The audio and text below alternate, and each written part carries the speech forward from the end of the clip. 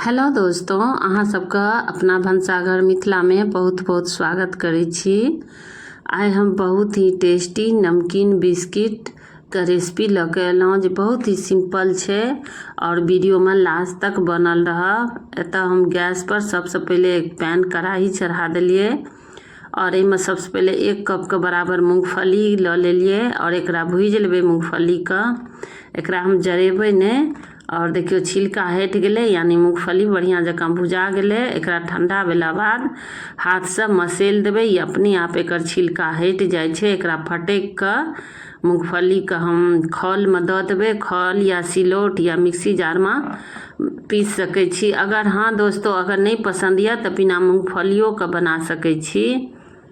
ई होइ छै जे मूंगफली जे भूज के देले से टेस्ट बढ़िया आबै छै। और एतऽ हम लऽ लेलहुँ 2 चम्मच बराबर रिफाइन तेल और एहिमे दऽ देलिए सबसे पहले जीरा के हाथ से मसेल देलिए। जीरा के फ्लेवर बढ़िया आबै छै। और एतऽ हम लऽ लेलिए मंगरैल, मंगरैलो के फ्लेवर बढ़िया आबै छै। एतऽ अजवाइन यानी जमाइनो के हाथ से मसेल देलिए और ई पचबे के काम करे छै। ओहि दुआरे ई सब निमकी में डालल रहे छै तो टेस्ट बढ़िया आबै छै। और एतऽ हम लऽ लेलहुँ 2 कप के बराबर गेहूँ आटा, अपना पसंद अनुसार कम ज़्यादा लऽ सकै छी। और गेहूँ आटा जे छै से चालल छै। और 1 चम्मच में हम सूजी दऽ देलिए, मिहिका वाला पतला वाला सूजी, और नमक स्वाद अनुसार। और 2 चम्मच में कुटलाहा मूंगफली दऽ देलिए। एकरा 3 से 4 मिनट तक बढ़िया जकाँ मसलबै, किया तऽ जते मसलल मिक्स रहते ओते खास्ता बन के तैयार हेतै। और देखियो मसलैत एकर कलर जे छै चेंज भऽ गेलै और मुट्ठी बंधा गेलै आटा, यानी तैयार भऽ गेल छै। आब एहिमे कनिए कनिए पानि दऽ कऽ एकरा हम सानि लेबै। एक साथ ना ज़्यादा पानि नहीं देबै, अगर ज़्यादा पानि देबै तऽ गीला भऽ जेतै तऽ बढ़िया जकाँ बिस्किट नहीं बन के तैयार हेतै। और एकरा जे हम सनबै से कनी करगरे रह देबै।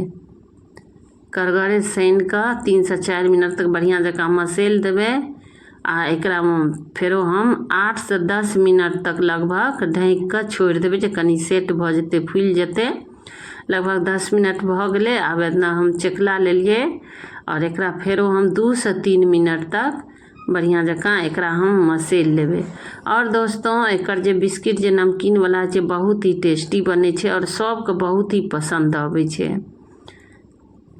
एकरा हम आधा लऽ कऽ मसेल के और एकरा हम बेल लेबै। देखियो बेलना से, डिजाइन वाला बेलना छै या प्लेन बेलना, कोई बेलना से एकरा हल्का हल्का हाथ से बेल लेबै, जैसे कि एक साथ ज़्यादा दबते नहीं। और हल्का हल्का हाथ से बेलबै ना तो ये एकदम प्लेन बेलेते। और देखियो एहिमे मूंगफली दऽ देलिए। एहिमे अगर इच्छा यऽ तो उजला वाला तिल अछि तो उहो दऽ सकै छियै। अगर नहीं तो काला वाला जे 1 चुटकी तिल जे घर में यऽ तो उहो दऽ देबै। अगर नहीं पसंद यऽ तिल तो बिना तिले का मूंगफली अगर पसंद यऽ तो दियो, नहीं तो मूंगफली नहीं पसंद यऽ या नहीं यऽ तो सिर्फ गेहूँ आटा से बना सकै छी। गेहूँ आटा तो सब जगह उपलब्ध रहे छै और सबके ओना बनेबे करै छथिन। एकरा एक बाद हमरा जे छलै एतऽ छलै नमकीन झिल्ली जे बनबै छलिए, ओकर मशीन छलै, मशीन मेकर, नमकीन जे झिल्ली वाला मेकर जे होइ छै ओहि सब निकाल के काटि लेलिए। किया तऽ हमरा छोट छोट पहले बनबै के छलै, वही दुआरे देखियो छोट छोट बना लेलिए। अपना साइज अनुसार जेना नमहर छोट बना सकै छी और गिलासों से काटि सकै छी या कोई छोटका कटोरी या उहो से काटि सकै छी।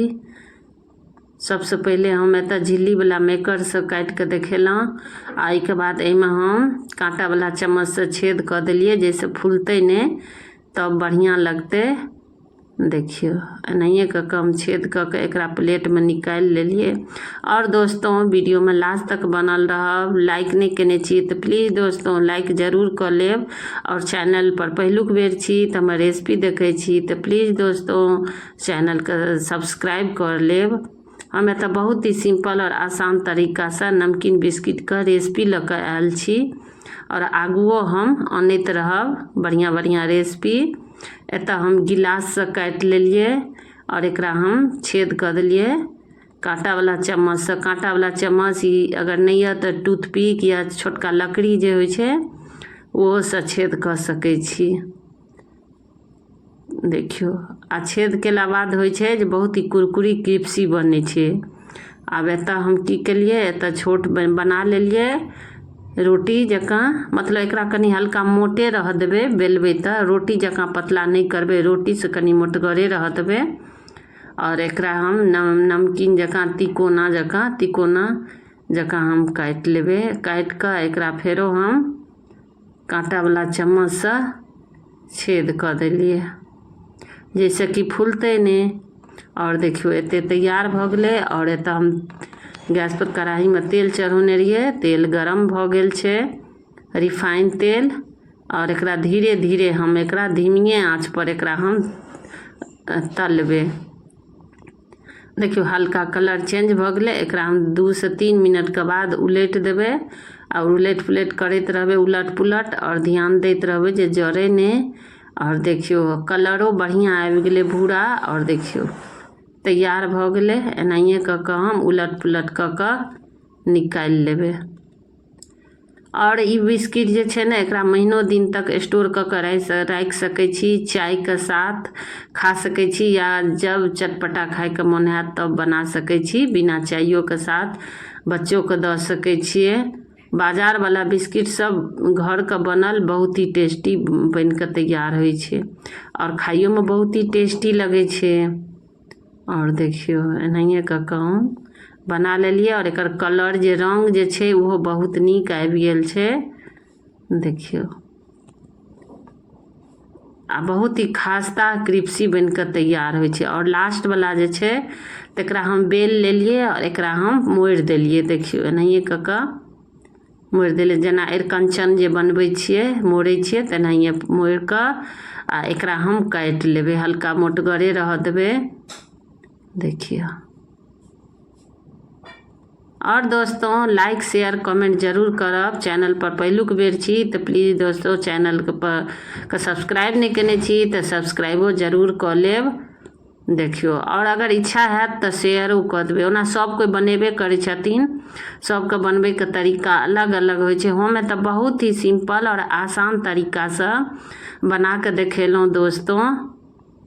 देखियो और एतऽ हम प्लेट में निकालि लेलिए। और ठंडा भेला बाद एकरा शीशा वाला चाहे कोई प्लास्टिक डब्बा में चाहे स्टील वाला डब्बा में स्टोर क के रख सकै छी, जब मन तब खा सकै छी। फेरो मिलब दोस्तों अगला वीडियो में एक नया रेसिपी लऽ कऽ आयब। धन्यवाद।